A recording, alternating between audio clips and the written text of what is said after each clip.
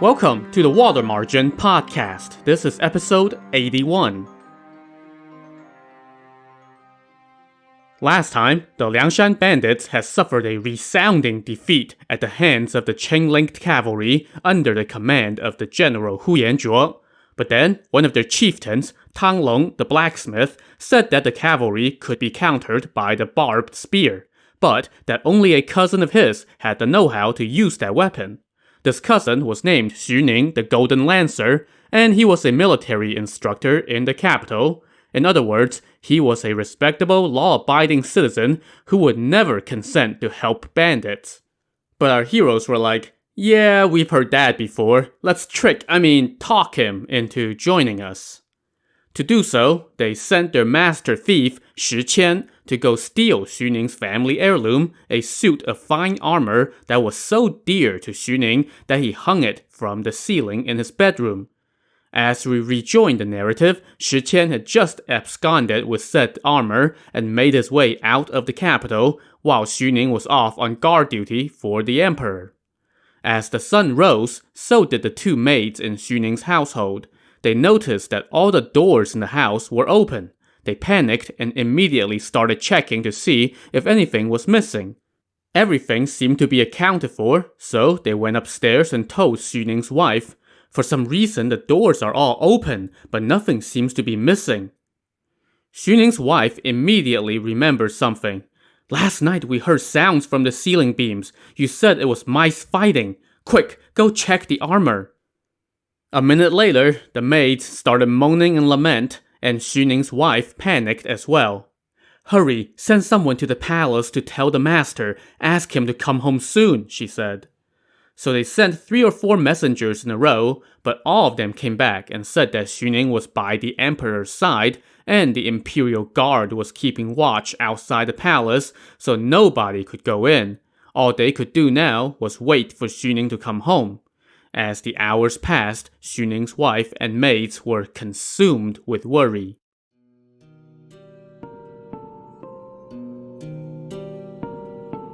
Finally, around dusk, Xu Ning came home, and before he even went inside his house, one of his neighbors flagged him down and told him, "Your house has been burglarized. Your wife has been waiting for you."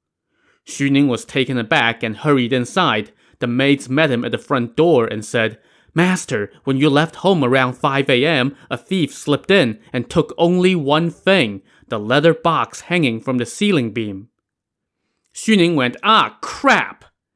We can lose everything else, but that armor has been passed down through my family for 4 generations and had never been lost, he said. Someone once offered me 30,000 strings of coins for it, but I could not bear to part with it. I wanted to save it in case I need to wear it into battle one day. I was worried that something might happen to it, so I hung it from the rafters. Many people have asked to have just one look at it, and I told them that I don't have it anymore. If word gets out about this, I'm going to be a laughingstock. And now it's lost. What should I do? All night long, Xu Ning tossed and turned, and he told his wife, whoever took that armor must have known about it and came specifically for it. I think the thief must have already been in the house when the light went out last night, his wife said. It must be somebody who wanted your armor and offered to buy it. When you refused them, they must have hired a master thief to come steal it. You should have people ask around quietly to find out where it is, and then decide what to do. Don't disturb the grass and alert the snake. When dawn approached, Xu Ning got up and sat around the house brooding. Around breakfast time, someone knocked on his front door. His orderly went to answer the door and came back and said, "It's somebody named Tang Long. He said he's the son of the garrison commander at Yan'an Prefecture."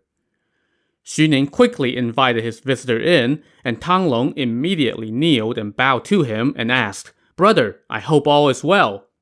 Xu Ning helped him up and said, "I heard that my uncle had passed away, but because of my duties and the great distance to Yan'an, I could not attend his funeral, and I had no word on your whereabouts. Where have you been? What brings you here?" "It's a long story," Tang Long said. "After my father died, my luck took a turn for the worse, and I drifted all over. Right now, I have come from Shandong province to see you." Xu Ning asked him to sit and then arranged for wine and food to welcome him. Tang Long now took out 2 ingots of gold weighing 20 taels. He handed them to Xu Ning and said, "When my father passed, he left these and instructed me to give them to you. I had no one that I could trust, so I had not sent them.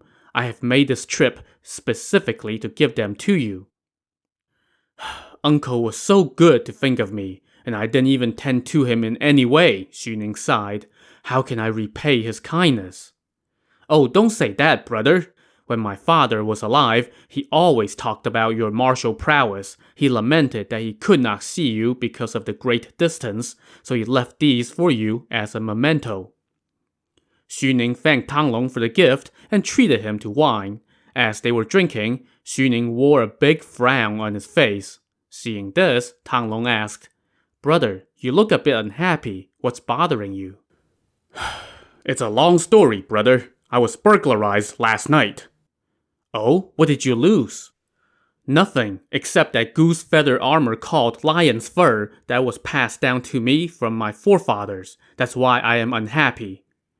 "I have seen that armor of yours," Tang Long said. "It's unrivaled, and my father praised it to no end. Where were you keeping it? How did it get stolen?" "I put it in a leather box and hung it from the main beam in my bedroom.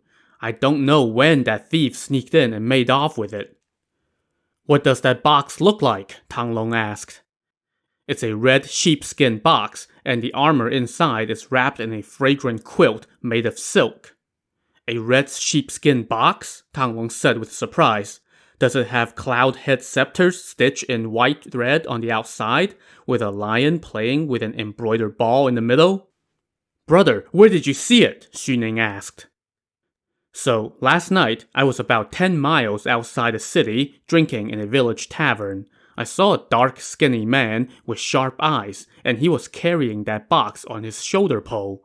I wondered what was in the box, so I asked him as I was leaving, and he said, 'It used to hold armor, but now it's just storing some random clothes.' That must be him. I noticed that he was limping. Why don't we go chase him down?" Xu Ning leaped up and exclaimed, "If we can catch him, then it would be a gift from heaven." "Then let's not delay. Let's go right now," Tang Long said.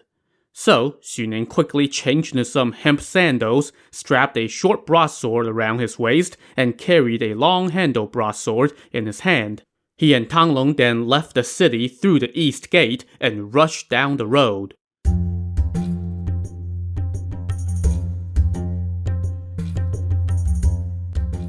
After a while, they came across a tavern. In an inconspicuous corner of the front wall, there was a little white circle. "Hey, let's grab a quick bowl of wine," Tang Long suggested, "and we can ask if they had seen the thief." So they went inside and sat down, and Tang Long asked the tavern keeper, "Sir, have you seen a sharp-eyed, dark, skinny man come through here, carrying a red sheepskin box?" "Yes," the tavern keeper said. "A man like that came through here last night with a red sheepskin box. He was limping." "Hear that, brother?" Tang Long said to Xu Ning. "What do you think?" Xu Ning could only sit in silence. They drank a quick bowl, paid the tab, and got back on the road. After a while, they came across an inn. Again, in an inconspicuous corner of the front wall, there was a white circle. Tang Long stopped and said, "Brother, I can't walk anymore. Let's stop here for the night and resume our chase tomorrow." "But I am a government official. If I don't report for duty, my superior will not like it. What should I do?" Xu Ning said. "Oh, don't worry about that. Your wife will come up with a good excuse for you." Xu Ning decided that the family heirloom was worth calling in sick for, so they stayed at the inn that night. They asked the clerk at the inn whether he had seen the thief, and the clerk replied, "Last night, a sharp-eyed, dark-skinny man stayed here. He slept in and did not leave until mid-morning. He asked for directions to Shandong province." "Sounds like he's within reach," Tang Long said. "If we get up at 3 a.m., we can catch up with him for sure. Once we catch him, then we'll know the whereabouts of the armor." So they got up at 3 a.m. and left the inn. Along the way, whenever they came across an establishment with a white circle on the wall, Tang Long stopped in to buy food or wine and asked if they had seen the thief, and every place said yes, That guy just came through here." All the while, Xu Ning was itching to get his armor back, so he just followed Tang Long's lead. As evening was approaching, they came upon an ancient temple. In front of the temple, they saw none other than Shi Qian sitting under a tree. "Hey, isn't that your box under the tree?" Tang Long exclaimed. Xu Ning stomped over, grabbed Shi Qian by his collar, and roared, "You've got some gall! Why did you steal my armor?" Hey, stop shouting," Shi Qian said. "Yes, I stole your armor. What of it?" "What of it? You damn rude scoundrel!" Xu Ning barked. "Well, why don't you take a look at the box first?" Shi Qian said. Tang Long opened the box, and it was empty. "What did you do with my armor?" Xu Ning barked at Shi Qian again. "Okay, listen to me," Shi Qian said. "My name is Zhang the First. I am from Tai'an Prefecture. There's a rich man there who wants to become acquainted with old General Zhong. He knew that you had a suit of goose feather armor that you refused to sell, so he hired me and a partner named Li the Third to go steal it. He promised us 10,000 strings of coins, but I fell from your rafters and hurt my leg and could not walk, so I let Li the Third take the armor and go on ahead, leaving the empty box with me. Even if you drag me into court and they beat me to death, I would not give up the name of my client. But if you keep the authorities out of this, then I can take you to go get your armor back." Xu Ning thought about it for a good while, but could not make up his mind about what to do. Tang Long now said, "Brother, he can't escape, so let's just go with him to get your armor. If he fails to produce the armor, then we can still take him to court." Xu Ning agreed, so the three of them now set out. It was getting late, so they stopped at an inn. The next morning, they resumed their journey, and all along the way, Shi Qian kept buying them food and wine to apologize. In this way, another day passed. The next day, they hit the road again, and Xu Ning was getting quite impatient by now and wondering if he would ever see his armor again. As they were walking, they came across an empty cart hitched to 3 or 4 horses on the side of the road. Behind the cart was the driver, and the merchant stood to one side. When the merchant saw Tang Long walking by, he immediately fell to his knees and kowtowed. "Brother, what are you doing here?" Tang Long asked. "I was doing business in Zhengzhou Prefecture on my way back to Tai'an Prefecture," the merchant replied. "Perfect! The 3 of us need a lift, and we just so happen to be on our way to Tai'an Prefecture as well," Tang Long said. "Oh yeah, I can definitely take the 3 of you." Tang Long was delighted and introduced the merchant to Xu Ning. Xu Ning asked who this was, and Tang Long said, "I met him when I was offering a prayer at a monastery in Tai'an last year. His name is Li Yong, and he is a very honorable man." "Well, in that case, since this Zhang the First is struggling to walk, let's take a ride," Xu Ning said. So the 3 of them, along with the merchant, took a seat in the cart, and the driver started the cart down the road. Along the way, Xu Ning asked Shi Qian for the name of his client, but Shi Qian refused to give a straight answer, only telling him, "Oh, it's a well-known Mr. Guo." "Do you know a Mr. Guo in Tai'an?" Xu Ning asked the merchant. "Oh yeah," the merchant said. "He is a wealthy man and loves to rub elbows with government officials, and he keeps a whole bevy of hangers-on." Hearing this, Xu Ning felt a little bit better, figuring that since there is a reputable man at the heart of all this, he should be able to track down his armor eventually. Along the way, the merchant started chatting about martial arts, and he also sang a few tunes. And in this way, another day passed. Boy, I sure hope Xu Ning's wife came up with a really good excuse for why he hasn't reported to work for 3 days. Later in the day, the merchant asked the driver to go buy some meat and wine. The driver returned with a gourd filled with wine. The merchant poured out a cup and offered it to Xu Ning first. Xu Ning accepted it and drank it all in one gulp. The merchant then told the driver to pour another cup. But as he did so, the driver's hand slipped and the gourd fell to the ground, spilling all the wine. While the merchant cursed the driver and told him to go get some more wine, Xu Ning suddenly started to drool out of the corner of his mouth, and a 1 second later, he collapsed in the cart. Cart.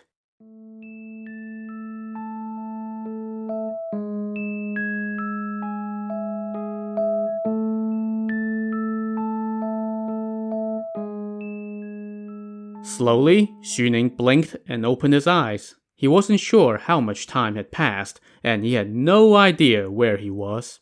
All around him, though, stood strange men, along with his cousin Tang Long.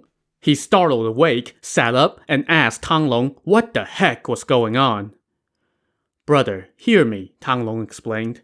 "I heard that Song Jiang was recruiting heroes from all over the land, so I became sworn brothers with Li Kui the Black Whirlwind and joined their gang. But now, we are under siege by Hu Yanzhuo. We had no answer for his Chengling cavalry, so I offered up the barbed spear. But only you know how to use it. So we came up with a scheme. We sent Shi Qian to go steal your armor, and then I went to lure you onto the road. After that, Yue He, the Iron Whistle, met us, disguised as the merchant. When we were passing near Liangshan, we drugged you and invited you here to be a chieftain." Thanks a lot, cuz. "Brother, you have ruined me," Xu Ning said. Song Jiang now came forward with wine cup in hand and said apologetically, "We are only temporarily occupying this marsh. We are waiting for the court to grant us amnesty so we can do our utmost to serve the country. We have not dared to hoard treasure, slaughter innocents, or commit any dishonorable deed. I hope you can see the truth and join us in delivering justice on heaven's behalf." Next came Lin Chong the Pantherhead, who was a good friend of Xu Ning's when they were both instructors in the capital. Lin Chong said, "Brother, I have been here for a good while too. I have often sung your praises to my brothers. Please, do not refuse us." Xu Ning turned to Tang Long and said, "Brother, you tricked me into coming here, but my wife and son will no doubt be arrested by the authorities. What of them?" Song Jiang was like, no worries, we got that covered as part of our generous family relocation benefit package. Then, the other top chieftains, Chao Gai, Wu Yong, and Gong Sun Sheng, all came to apologize and apply some peer pressure. And eventually, Xu Ning caved. It's not like he had any choice anyway. They then prepared for the usual welcome feast. Within 10 days, all the other chieftains they had dispatched had returned. Yang Lin, the multicolored leopard, came back with the family of Peng Qi, the former enemy general turned chieftain. Xue Yong, the sick tiger, came back with the family of Ling Zhen, another former enemy general turned chieftain. Li Yun, the green-eyed tiger, came back with 5 cartloads of artillery supplies. And a few days later, Dai Zong, the magic traveler, and Tang Long came back with Xu Ning's family. A surprised Xu Ning asked his wife how she came to be there, and she told him, "When you didn't come back to report for duty, I pushed some bribes and just said that you were sick and laid up in bed, so they did not come to summon you. Then, cousin Tang Long came back with your armor and said, 'We got the armor, but brother Xu got sick on the way and is near death and in. He wants to see you and his son right away.' So, he put me in a cart and drove us here." Hearing this, Xu Ning's reaction was, "It's great to see you, hun, but where's my armor?" "Brother, you left my armor back at home," he said to Tang Long. Tang Long laughed and said, "Brother, cheer up. After I helped your wife into the cart, I went back and fetched the armor. I also tricked the 2 maids into packing up your valuables. It's all here." "Alas, we can't go back to the capital anymore," Xu Ning lamented. At that, Tang Long laughed and was like, "Yeah, you don't know how right you are." "Brother, let me tell you something else," he said with a smirk. "On my way back, I came across a group of merchants. I put on your armor, smeared my face with soot, and then I robbed those merchants and told them that I was you. Sooner or later, the authorities in the capital will be calling for your arrest." Come again?" "Brother, you've really ruined me," Xu Ning said. Chao Gai and Song Jiang now apologized again, saying, "If we did not do this, how could we get you to agree to stay?" Xu Ning was like, "Yes, I know that, guys. That's kind of the whole point here, your involuntary recruitment tactics." But it was too late for that, so Xu Ning, like so many before him, stayed and joined the gang in the name of honor. He settled his family into some quarters, and then got down to discussing with the other chieftains about how to defeat the Chengling cavalry. By now, production was complete on the barbed spears, so the chieftains asked Xu Ning to demonstrate how to wield it. Xu Ning told them to select some stout lackeys to learn the weapon. While everyone gathered in the Hall of Honor, Xu Ning put on a show, drawing compliments from everyone. He then told them, "If you're using this weapon on horseback, you must swing from the waist, advance in 7 moves, 3 hooks and 4 parries. Then 1 stab and 1 cleave, a total of 9 changes. If you're on foot, parry 4 times. This will open the door. At the 12th step, change."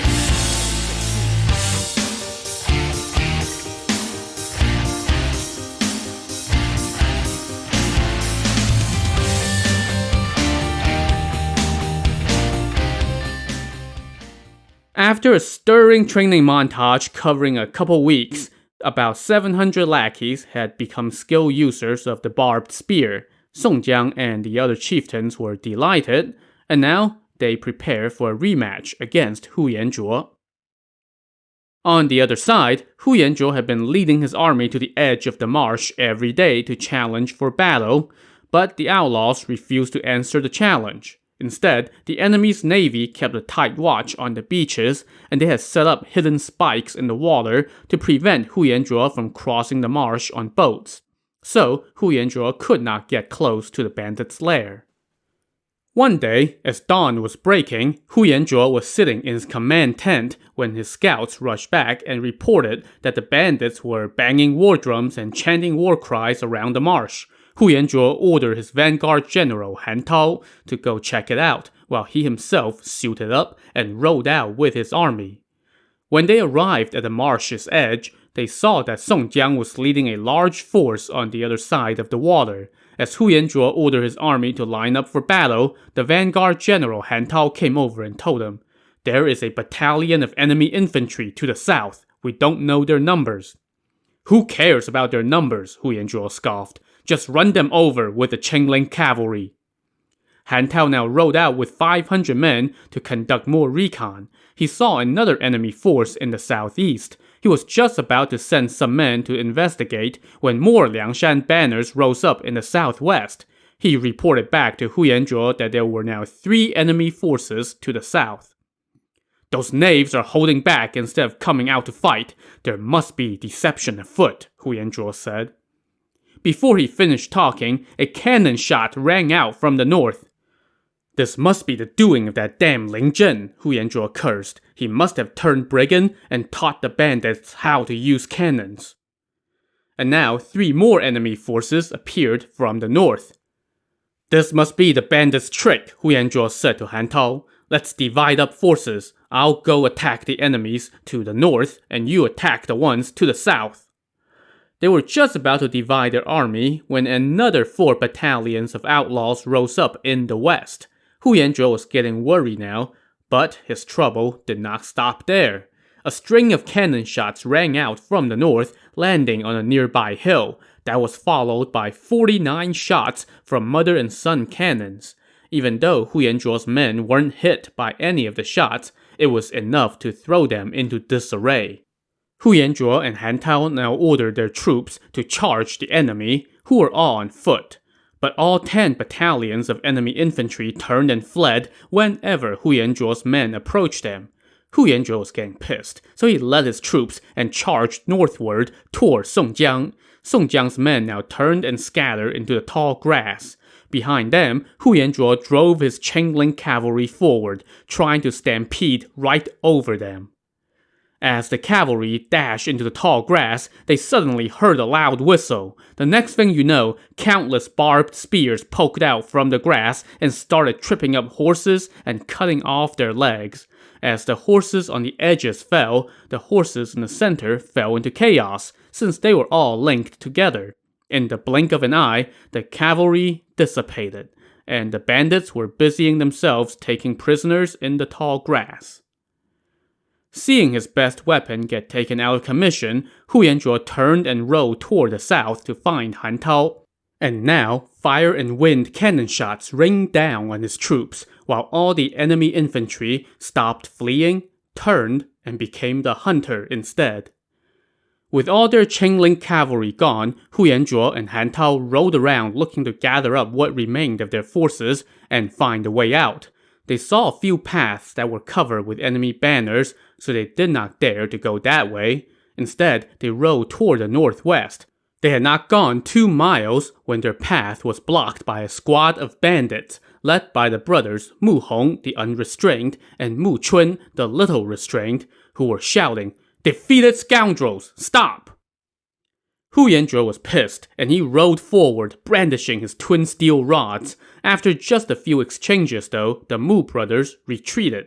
Hu Yanzhuo was wary of a trap, so he did not give chase, and instead just kept going north along the main road.